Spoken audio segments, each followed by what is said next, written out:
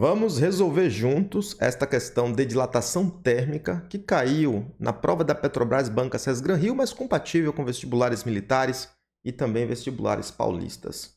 Pause o vídeo, tente fazer a questão. Caso você não consiga, aí sim você vem ver os meus comentários. Uma questão interessante. Uma tubulação industrial de 100 metros em linha reta contém uma junta de expansão para reduzir a tensão devido à dilatação térmica.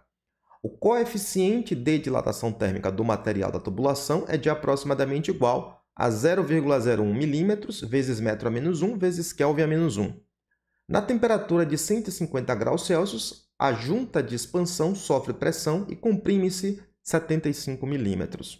Se a pressão de ruptura da junta de expansão é de 65 kgfm por centímetro quadrado, correspondendo a uma compressão de 215 mm, então a temperatura máxima em graus Celsius que a tubulação pode atingir é de aproximadamente, temos então as opções. Temos que entender a física do problema. A tubulação, quando aquecida, ela vai aumentar de tamanho. Quando resfriada, vai diminuir de tamanho. Quando aumenta de tamanho, é uma dilatação. Quando reduz, é uma compressão. Ele fala da compressão, mas não da tubulação. A compressão é da junta. Quando o tubo aumenta de tamanho, existe uma parte do tubo que é flexível. É a chamada junta de expansão. Então, quando o tubo aumentar, a junta de expansão vai comprimir. Se ele falou para a gente que essa junta de expansão vai se comprimir 75 mm, é porque o tubo aumentou 75 mm. Beleza? Tranquilo? Leu o problema e percebeu que é um problema de dilatação térmica linear. Qual a expressão que nós aprendemos que calcula a dilatação térmica linear?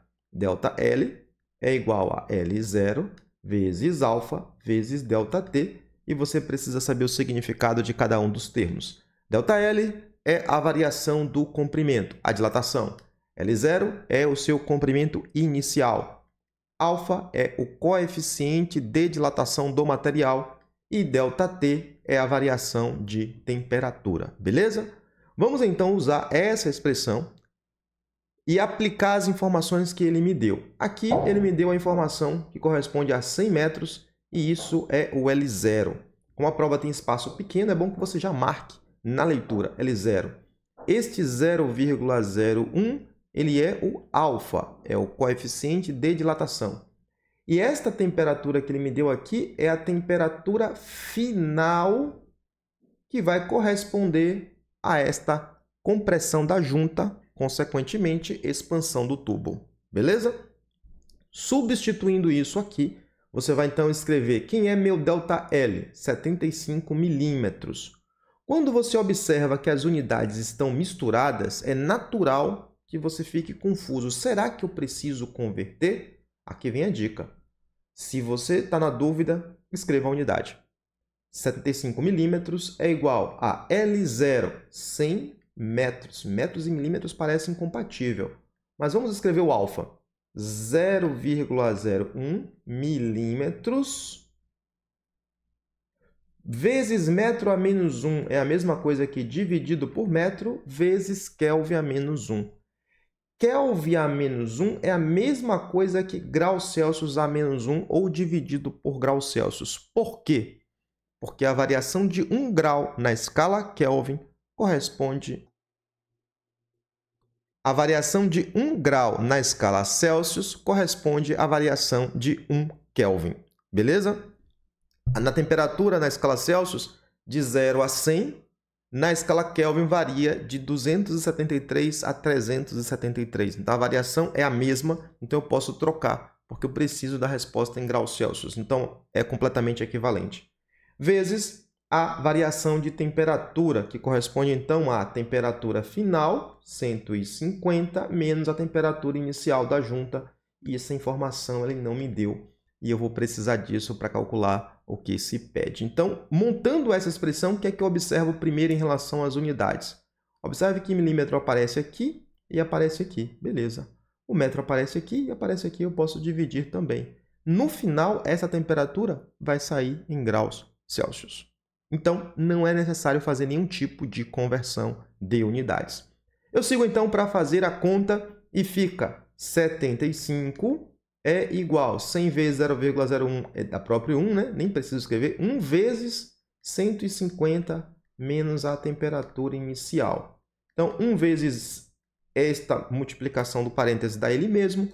Nossa conclusão, então, é que a temperatura inicial tem que ser igual a 150 menos 75. Portanto, a temperatura inicial tem que ser igual a 75 graus Celsius, beleza? Usei a temperatura final lá em graus Celsius, aqui também sai em graus Celsius. Ok, usei a expressão da dilatação, descobri a temperatura inicial da tubulação que eu não sabia. Agora, para a segunda parte, eu vou repetir a conta, sabendo que esta é a temperatura inicial e que, para esta pressão de ruptura, corresponde a esta dilatação do tubo. Então, na prática, eu vou reescrever a mesma equação para a segunda parte. ΔL é igual a L0 vezes alfa vezes ΔT. ΔL é a variação de comprimento, que agora corresponde a 215 milímetros. Como eu já sei que as unidades são compatíveis, eu não vou reescrever aqui.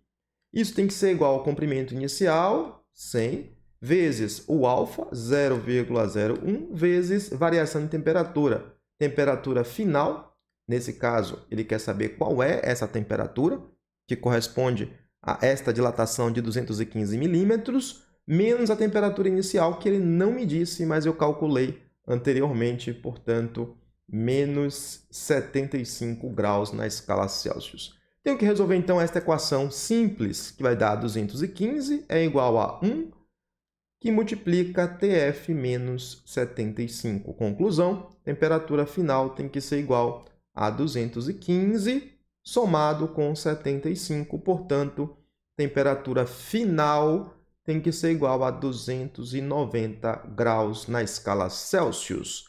Então, chegamos ao final da questão.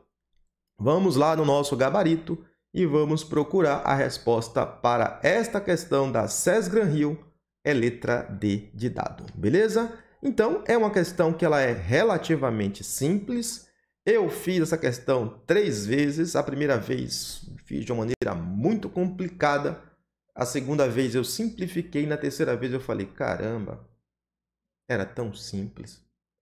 Nesse caso, o aluno que não sabe, que aplica a fórmula sem pensar, ele é menos prejudicado do que o aluno que sabe o assunto, porque às vezes ele quer incluir este valor na equação e ele fica procurando, mas será que não tem uma pegadinha aqui?